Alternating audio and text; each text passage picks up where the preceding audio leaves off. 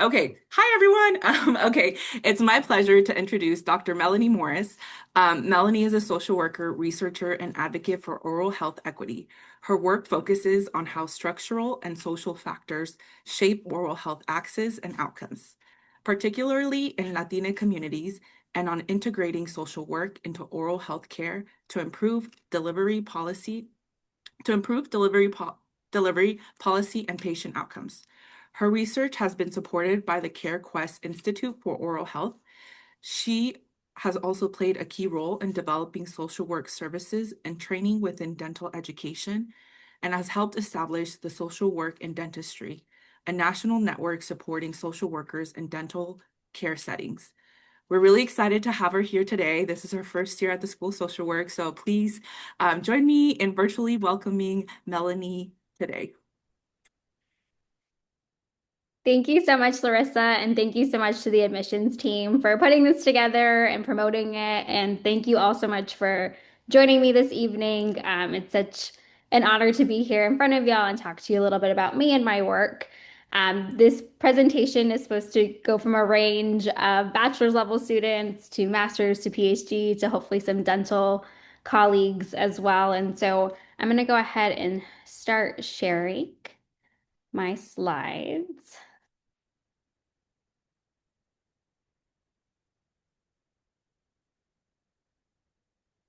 And let's see, are you all able to see that? Perfect. Well, again, thank you so much.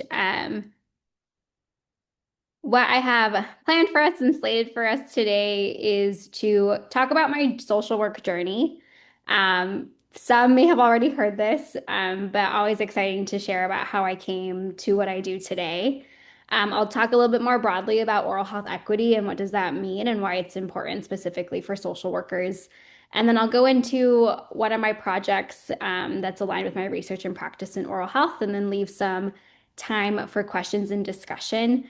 And the goal is to have questions at the end, but as questions pop up, please feel free to drop them in the chat so that you don't forget them, because I know sometimes when I have questions, I end up forgetting them. So don't hesitate to put them in the chat. And also, while we're here, if you don't mind introducing yourselves to each other in the chat, it's always fun to see who's in these Zoom rooms, especially when we get together later at night. So if you want to go ahead and introduce yourselves in the chat while I go through my introduction.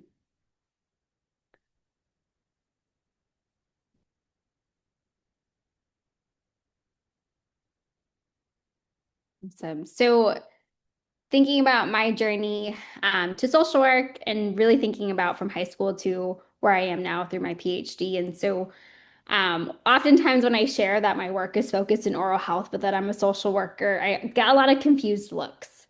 They say, why is a social worker interested in oral health? And why should oral health be in social work? And so, really, where my journey starts is all the way in high school, which is just north of here, actually. I grew up in Bothell, Washington, and I went to a Catholic high school in Everett and had the opportunity to participate in an academic service learning in a small village in Guatemala called Cerro Nino. And while I was there working, playing, and engaging with the kids, I noticed that many of them had missing teeth, which at first you think, okay, kids missing teeth, that's developmentally appropriate. But one of the very first things that I really noticed was that, oh, instead of, pink gums, I saw black gums. And to me, that was first a marker of, wow, I witnessed some pretty big oral health burden. And now what I can call it as significant tooth decay. They had blackened gums, and while we were laughing and smiling, that's something that I just kept on going back to. And I kept on thinking about, okay, children who look like me were speaking Spanish together, and I'm noticing this oral health disease while I was sitting there smiling with my braces. And, I've always had good access to oral health care. So I started to have this discomfort with this drastic inequity that I was able to visibly see. And so, while at the time I didn't know it would lead me to my career today, it did ignite a passion to understand and explore how such inequities in oral health could exist. And so, when I kind of left high school, I was thinking, okay, what am I going to do? I'm a child of immigrants, so my parents are very much pushing STEM. And so I went and got my chemistry degree with a minor in social justice from St. John's University. And, at first I was like, ooh, could I be a dentist? And I was like, no, I don't think so. So then I loved makeup. So I was like, okay, maybe I'm going to go make lip gloss for a living. That could be fun. But then I had the opportunity to be part of the OSNAM Scholars Program at St. John's University. And the core pillars of this program were academic scholarship, service, and global citizenship. And so through these exchanges that I had, we had to get a minor in social justice, we had to do weekly service, and then every year we got to go on a different type of excursion. So I went to Puerto Rico, I went to Guatemala, sorry, I went to Ecuador, I also been to Guatemala, but Ecuador, Ghana, Rome, and throughout all of these experiences, I started to gain the language on the importance of social justice and what does that mean to me? How do I come and bring equity to the different people, and how do we work together to build systems, communities, to be able to support individuals in having the life that they want?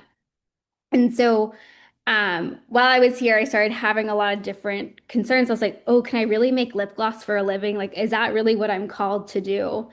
And when I was talking to one of my mentors as part of the OSNM Scholars Program, she had said to me, well, why don't you think about social work? And I was like, social work? I don't really quite know what social work is. And she had said to me, well, social work looks like a lot of different things. You can be, a therapist, you can be in policy, you can be developing programs. And I was like, ooh, this sounds pretty exciting. And so it was my first introduction to social work. But again, it was just a snapshot of social work. And so I had applied to two programs, and decided to go get my MSSW or Master's of Science in Social Work. I'm from Columbia University in New York, New York. And there I really learned what it meant to be a social worker at all different levels, from direct clinical practice all the way up to thinking about policy. And at Columbia, they had four different specializations, which is a little bit different than here at the University of Washington. We had clinical, policy, social enterprise administration, and something that was called AGPP, which is what I chose. I think they've changed the name since then. But it was advanced generalist practice and programming. And so from there, I was really interested in thinking about how do we develop programs, evaluate programs, which ended up becoming a very useful skill to be able to bring into the work I do today, especially as we think about research and program evaluation and developing some programs. But something that I wanted to highlight, especially for our MSW students, is that one of the greatest things that I got from Columbia was my field education experience. Um, Field education is one of the foundations of what we do as social workers. We go out into the field. I was a traditional 2-year student, so I had two different field placements. And the first one I had was at Neighborhood Defender Services, which was a public defense, public defender's office for individuals who are incarcerated or seeking or needing um, legal services, but couldn't afford them. And I was placed as a criminal defense social work intern. And when I first heard that that's what I was going to do, I was a bit taken aback because I was like, wait, I'm a health social worker. I want to do health, health, health, health, health, and nothing but health. Um, but I had been part of the group that in your first year, you often don't get a lot of choices in what you do. And so I was one of those who did not have this direct connection, but it was one of the greatest experiences I could have ever asked for.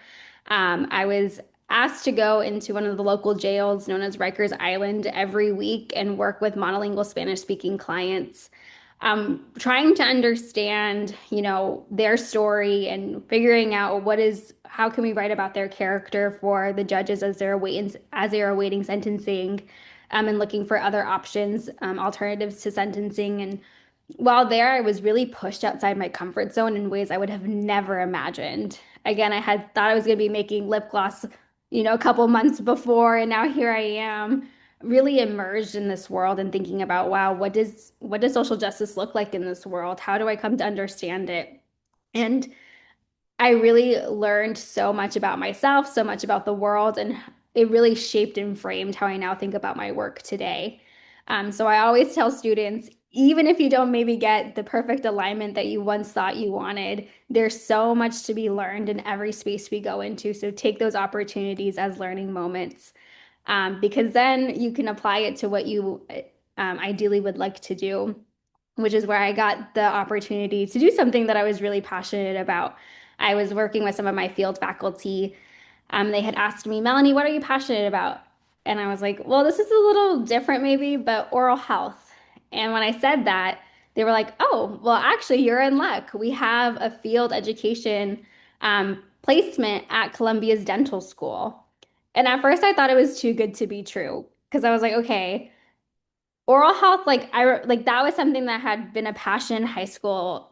Wasn't quite sure if it would ever be realized, and here was an opportunity for it to be realized. And so I was a social work intern at Columbia's College of Dental Medicine, where I was helping support the Office of Patient Services, um, working with again predominantly mono excuse me monolingual Spanish speaking patients who were seeking support in their care, who didn't understand their care, who needed additional support services outside of just dental care, such as transportation, insurance. I filed a lot of appeals for insurance to cover different procedures that they needed. Um, and so it was a really great first step into understanding what social work and dentistry could look like.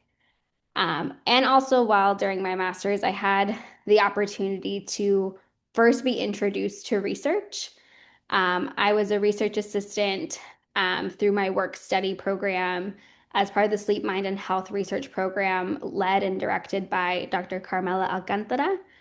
She was doing phenomenal research in Latino sleep health, which was a bit of a niche health need for me, at least. I hadn't really thought about the connection between health and sleep in ways other than like, oh, I don't sleep a lot at this point. And so it was really exciting to be able to see to gain a new understanding about sleep, but also through research. I started by stuffing envelopes for all of her participants and ended by being able to clean actigraphy data. And so I really was able to gain a lot of different skills from point zero to point 100. And so um, it was really an eye-opening experience, but also seeing an entire team of Latina researchers gave me the confidence to know that, hey, I actually maybe could do this, but maybe in oral health. And so where this then led me was to go get my PhD in social work from Boston University in Boston, Massachusetts. I recently graduated. I graduated last year in August of 2025, and now graduated in August of 2025. And my work there really focused on the social and structural drivers of oral health among Latina adults, looking at the intersection of immigration policy and oral health care, as well as how do Latinas, adults conceptualize value in oral health care. But while I was also doing my PhD, I was building my practice experience. Although I never thought I would be a one-on-one clinical social worker, I did realize and I do very much value the importance of understanding what's happening on the ground and having that clinical lens to then be able to pull out to do the research that I do. And so I was a triage consultant for Military One Source, where I was supporting active duty National Guard and reserve members and their dependents, helping with short-term solution-focused counseling, um, resource and referral, and also crisis intervention. This was another opportunity where I never thought I'd be working with a military population, but I learned so much as a social worker and thinking about, oh, what does this mean? How do we think about some of the structural things that are happening in people's lives? And how do we then build out better programming for them? And that job actually led me to finding a job at Tufts University School of Dental Medicine. One of my colleagues had shared, because I've always shared that I'm interested in oral health in different spaces that I go. And so one of my colleagues had shared an article that was written that Tufts had just gotten a HRSA grant to develop social work services in their pre-doctoral dental clinic. And I was very excited by that and immediately emailed the PI on the grant and said, "Hi, my name is Melanie. I will do whatever you need me to do to be part of this project. Just let me be part of this project. Please, please, please, please, please." Um, I said it a little bit more eloquently than that, but the goal was to figure out how I could get part of this to gain some of that experiences and actually building out these services that I had done myself as an intern at Columbia. And so um, they emailed me back and were like, actually, we've had a really tough time hiring a social worker. Would you like to be the main social worker on the grant? Which was really exciting to me because I got to kind of bring all the experience that I was getting in my master's program, in my undergrad program, in my master's program, and now in my PhD to help develop some of these services that we could offer, not only to patients, but also to dental students and faculty. And so I had started to build up some of those services and also spent some time focusing on interprofessional education and building up some programming for IPE in the school. Um, but then I graduated and I needed to find a permanent job. And I feel very fortunate to now be here at the University of Washington as an assistant professor in the School of Social Work, uh, being able to bridge together some of the social work practice and research to really understand oral health equity, and social work's role as part of that. But something I always like to highlight throughout my entire journey is that I didn't do it alone. I did it on the backs of so many people who had supported me and uplifted me and allowed me to dream and allowed me to go after my goals. And I met so many great mentors along the way who I still keep in touch with. I still work on projects with the team at Columbia. I still work with people at BU. I still work with people at Tufts. And so I've been building a community of people who are interested in the same things that I am to hopefully to continue to drive this work. And so a lot of my work is dependent on this collective collaboration. And so it requires me to interact with dentists, public health professionals, policymakers, practitioners, students in the community to be able to create this change and achieve health equity. And so again, it took time, but I've been able to slowly and slowly build this community, and hoping to continue to cultivate this community now in social work more directly. And so um, now taking a broader view and thinking about, okay, what is oral health equity and where does social work fit in? Health equity, just to give everyone a frame, is when everyone has a fair and just opportunity to attain their highest level of health. When we use the term health equity, or when I use the term health equity, I'm really trying to highlight the need to take a social justice approach to address the modifiable nature of disparities, because a lot of the things that happen in health can are systemic, avoidable, and unjust. And so thinking about what are those needs that we need to be able to address. But oftentimes when we think about health equity, we're thinking about access to primary care, access to hospital-based care, health insurance, advocacy for universal health care, chronic diseases, substance use. But what is often missing from the conversation is oral health. Oral health diseases are highly preventable and treatable, and many adults experience untreated dental caries, gum disease, and tooth loss. Based on a national representative data, 90% of US adults over the age of 20 have had at least one dental carie in their permanent teeth throughout their life.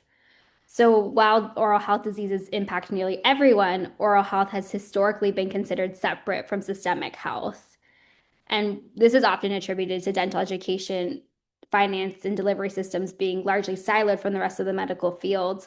Um, but oral health is important. So why is oral health important?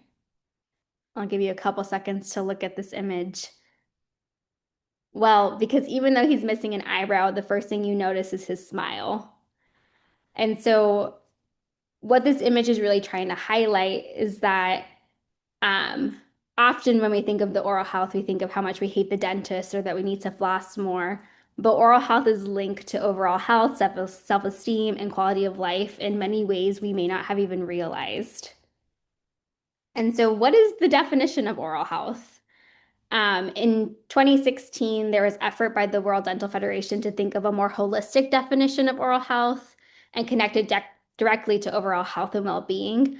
Oftentimes, when we think about oral health, we think about disease and condition status in the mouth.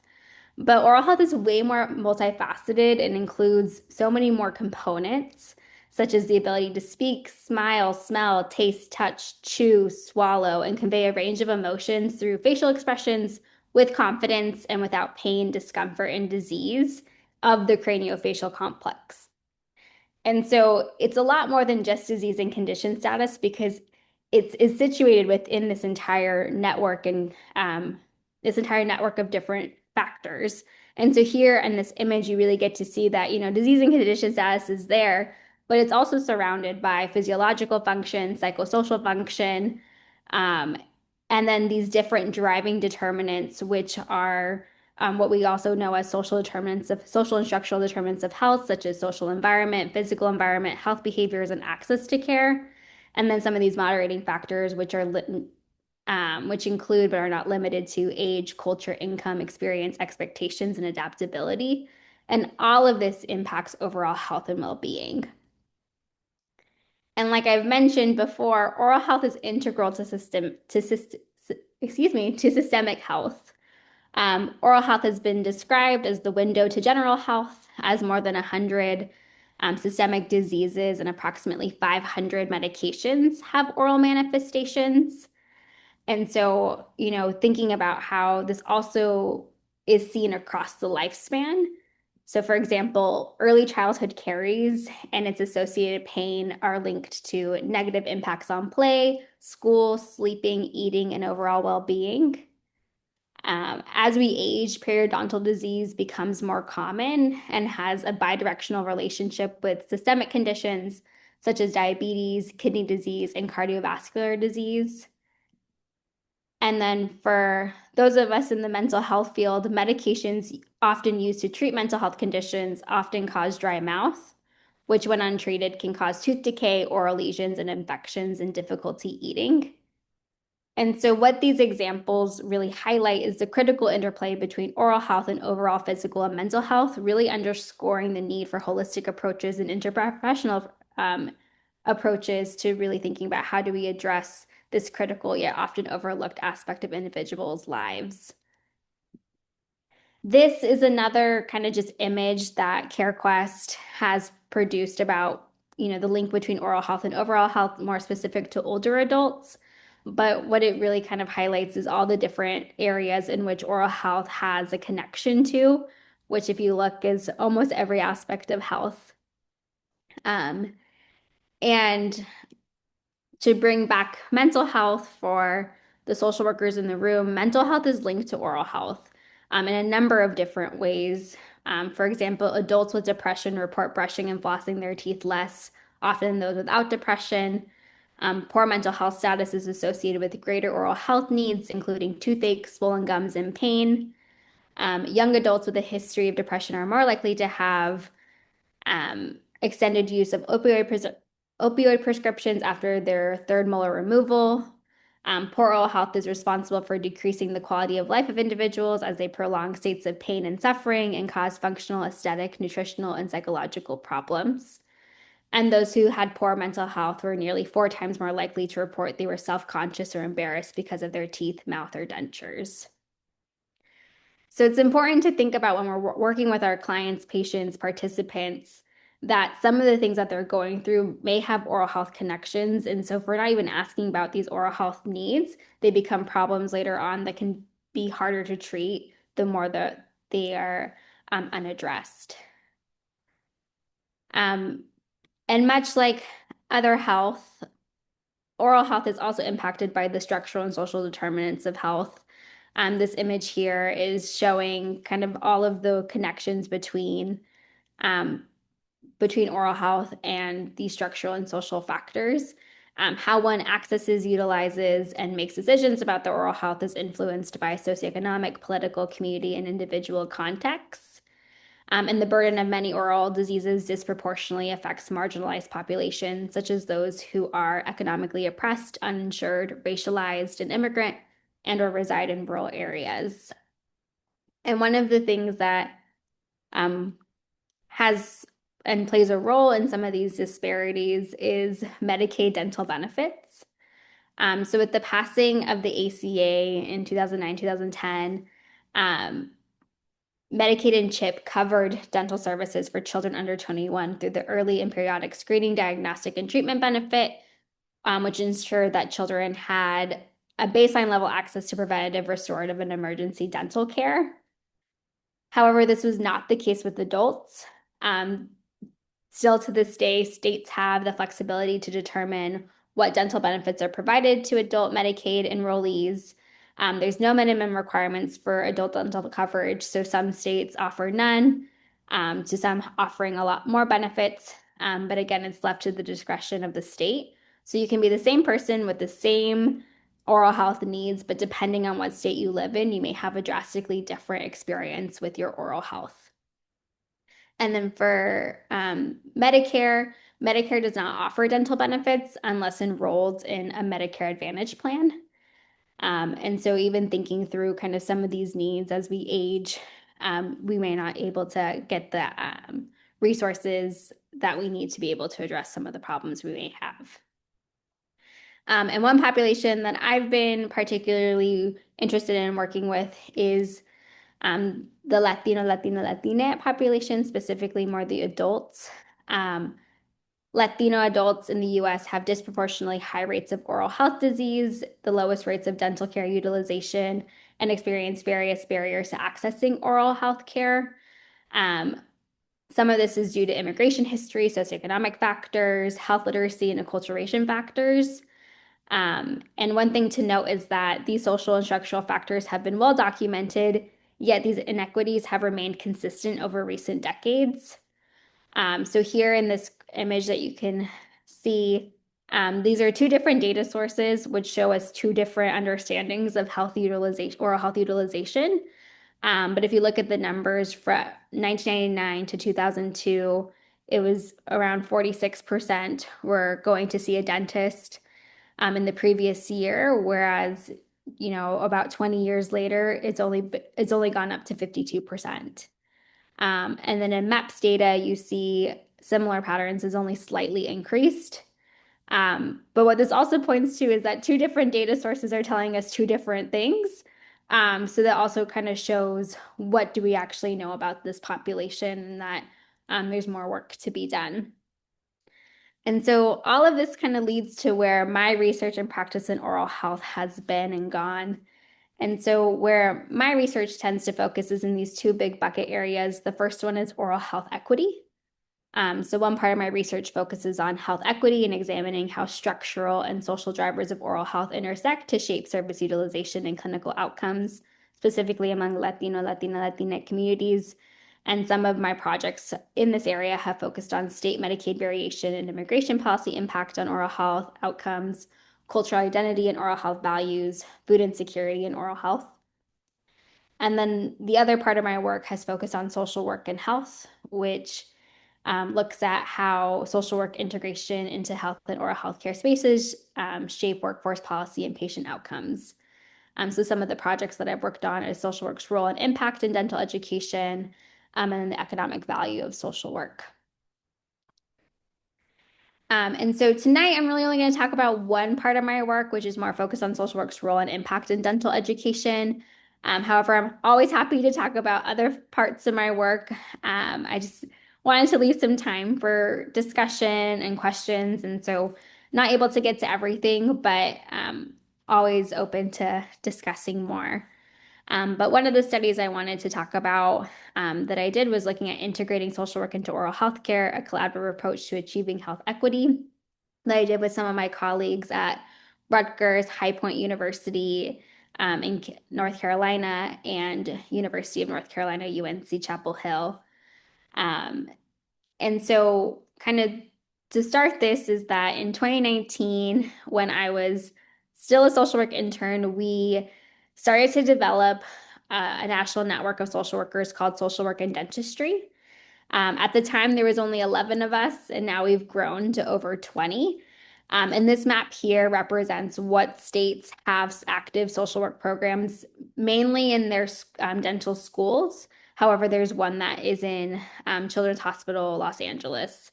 But something that I want to highlight here is that you can see that the state of Washington is shaded in.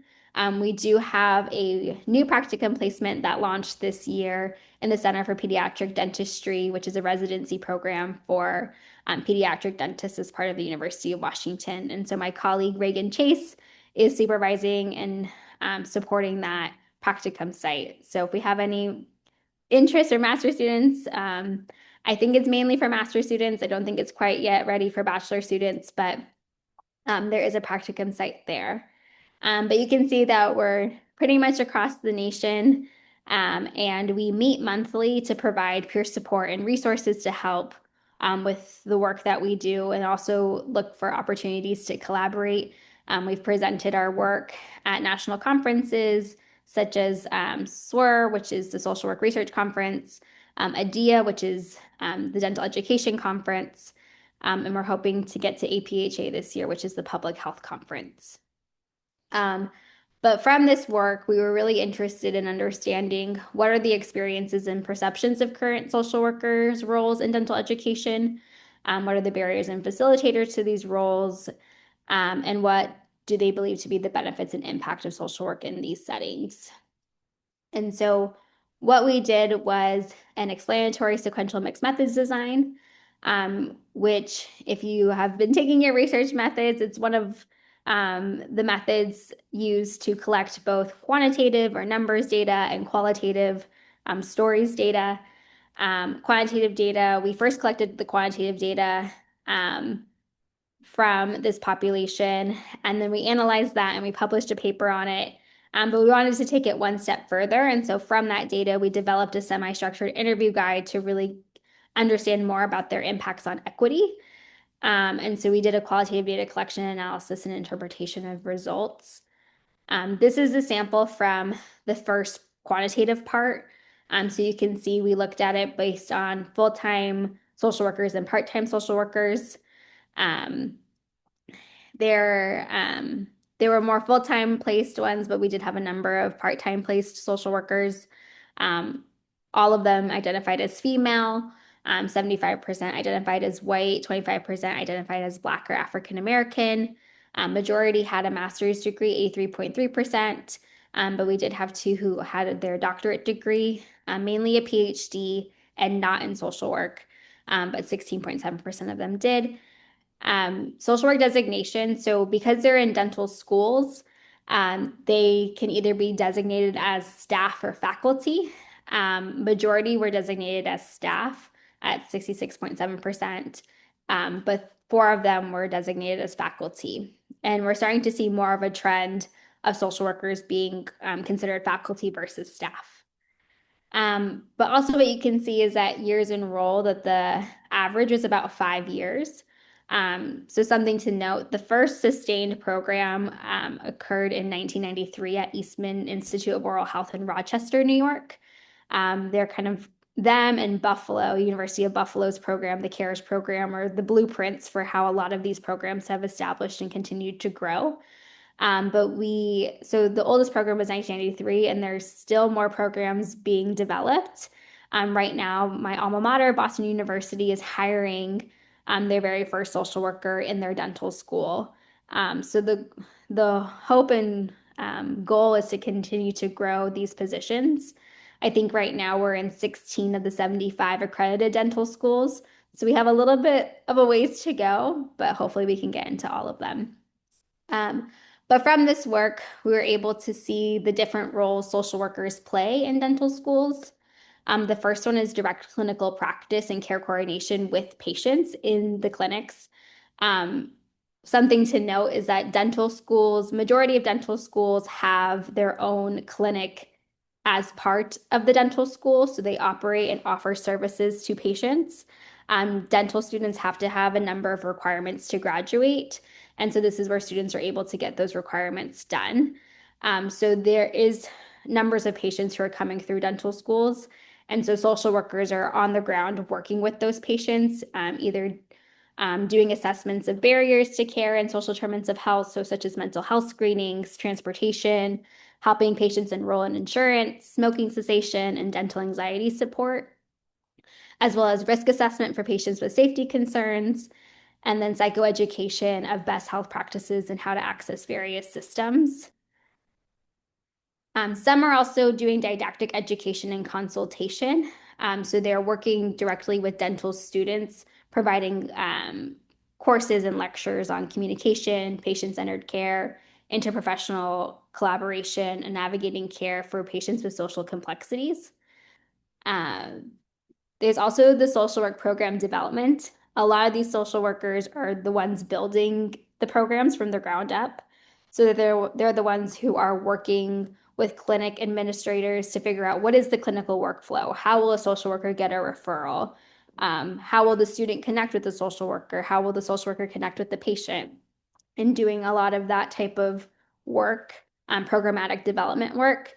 They're also developing documentation systems in the electronic health records, which is either Epic or Axiom. And so they're the ones who are really thinking through every logistical step of the way and building out what this could look like. And also part of building that out is also supervising and building out these practicum and field education opportunities for social work students. And under all of this, they're also doing some research and advocacy and understanding institutional policies to be able to support patients, students, faculty, staff from all levels. So it's a pretty multifaceted role. There's a lot on their plate, and they're trying to manage that and figuring out how they continue to build. But some of the barriers that they had spoken about in terms of trying to do this work is often the social work isolation. This participant said, even though I work well with other people, there is no one for me to pass anything on to, or there's no one with which I can share many of my responsibilities with. It's either me or no one. And sometimes that load can feel like a very, very heavy load, and it's very isolating and very lonely. Majority of these social workers in these settings are the only social worker, and that's also partly why we built out this network to be able to provide this support. But on the ground, a lot of them are the ones dealing with problems that range from A to Z, and they're expected to be able to support those, which can be very hard, especially because if you're not trained in something and now you have to go learn about guardianship in your state, there's a lot of responsibility there. The other one is how to show value. And so figuring out in a fee-based world, how do I show value? Because easy in the value-based world, right? So figuring out how those pieces are really important because that's how you kind of like are able to say, hey, we should hire more social workers. We should continue growing. Oftentimes, when we think about value as social workers, we're thinking about how we've impacted our patients, how we've supported our patients, how we've been able to get our patients the care that they need. We've been able to answer a number of referrals. We've been able to avoid crisis situations. But for dentists at times, I know I've been asked like, oh, how are you generating revenue? How are you producing this outcome or that outcome? And social workers, we can't bill dental insurance. And so sometimes that can be a sticky point. And I've had a lot of conversations with different schools about how do we think about the value that social workers can bring and how do we start having more of those conversations. But this can be one of the challenges that social workers face in these settings. And then the last one was unfamiliarity with social work's scope of practice. While some of them still don't know that I exist, and the ones that know that I'm there, it's good. I would love to actually ask, like, what do you think I do? Or have somebody else ask that question because I bet that most of them think it's smoking. So oftentimes social workers, when we first enter the space, we get the question, why are we here? Or what do we do here? Because there's a certain perception that social work has outside, I think, maybe of social work, but thinking about, the multifaceted roles that we can play. And so being able to provide some of that psychoed the to the students and faculty and staff about why social work is there has been part of the work that we need to continue to do. But we've been able to get into these schools. And so what are some of the facilitators for us to be able to do this work? The first one is Dental Champions. This participant said, to his credit, I mean, this is also a person who really has a heart for people, has a heart for the psychosocial aspects of living. He's like, well, what good are we? We're not any good because we need to address the whole person. So really understanding this need for again, interprofessional collaboration to just distill that information and put it into some type of ability to apply that information. So I would say that that's something that at really time and again, those are the moments when I hear, I'm so glad you're here. I'm so glad you're here. I don't know what we'd have done. So really being able to be a team player and be a member of the team to help support the care that needs to be done. And then lastly, these shared values that dentists and social workers share a heart of service and they share a commitment to care. And also from this study, we looked at what are the impacts on health equity. And some of the main themes that came up were increased access to dental care and community resources for patients, influencing a broader culture of dental practice, and then educating the future dental workforce to address social drivers of health. So these are some of the main things that we've done to really promote oral health equity and social workers' role in these settings. Um, and and from all of this work, we've also really thought about, so oftentimes the social workers are in the dental settings, but we also need to bring it back to the social work world. And so for my social workers here in the Zoom room tonight, different ways to incorporate oral health in your social work practice can look like these different things. So one is adding it to your assessments. Include oral health as part of your biopsychosocial assessments. Questions can include oral hygiene, dental visits, pain, fear. How does oral health impact how they eat if they can't eat?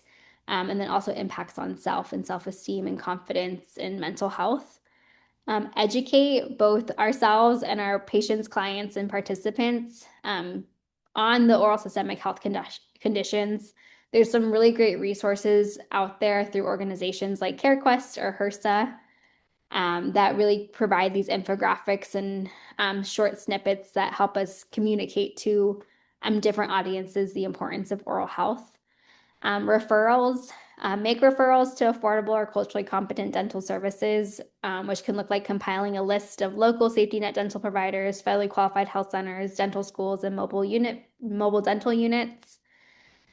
Advocate within organizations and systems. So help document oral health disparities and elevate the lived experiences in policy change efforts. Right now in the state of Washington, we're in a budget deficit.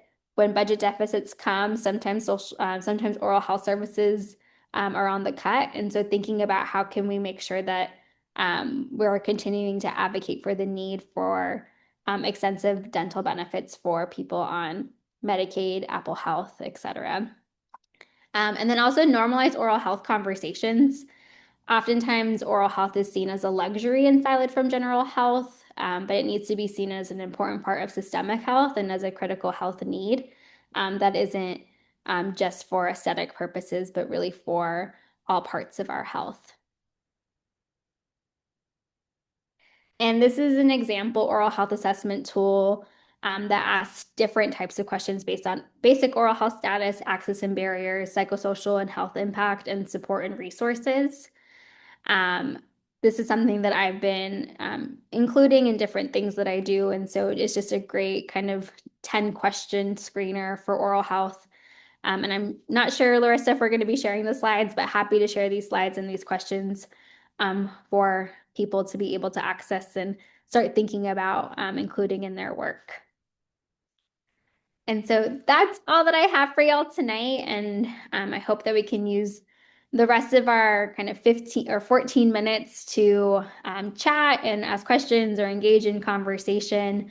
And I'm always happy to connect. I'm situated in the School of Social Work in room 211. So come visit me or email me at melmore@uw.edu, but always happy to talk oral health, talk social worker, really support in any way. So I'm excited to be here and thank you all so much for joining me this evening. Thank you, Melanie. We do have two questions. So first question is, when you're saying immigration history, are you talking about documentation status? Yeah, thank you for that question. Immigration history, yes, can include documentation status, but something that I had been noticing a lot in my work, and more specifically in a project that I did not have the time to mention tonight, but when people move from their country of origin to the US, there's different understandings of how do you treat oral health. What does it look like to visit the dentist? In the US, the standard that we've set is that you go every 6 months and get a cleaning, you brush your teeth twice a day, you floss every day. Those are not necessarily the same standards in every country, and every country may have their own, or every place in a country, because countries are big, everyone has kind of their own culture around what does oral health mean. And so some of that too is based on understanding how have people historically treated their oral health, and then how do those changes occur when they move to the US. So trying to encompass some of that as well. Question number two, is there an association between improvements in adult oral health and mental health outcomes among children in their care or residing in the same household? Yeah, thank you for that question. A really great one. And I'm not sure if there's other oral health people in the room who would want to answer it too, but um, there's been a couple studies that I've seen that if the adults in the household are not getting care, then their children are also not likely to get care. And so there is this connection between like what you do as an adult can impact your children. And in one study that I specifically did, um, that was more qualitative than quantitative. I was talking with a lot of different people, and people who had um, like more had poorer oral health conditions as they were aging now make it a point to have their children have better oral health than them, and they're willing to invest more for their children than they did for themselves based on having those poor oral health experiences. So there's definitely some connection there, but also some work to be done there as well.